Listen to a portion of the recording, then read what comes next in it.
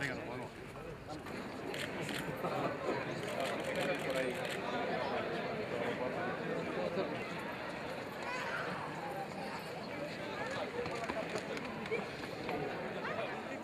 Dale muchos recuerdos ahí a mi abuelo, tu abuelo.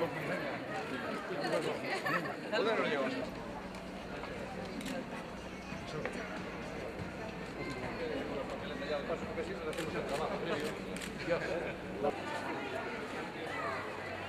Hombre, Quería saludarlo, porque me parece una cosa pasar sin decirme adiós.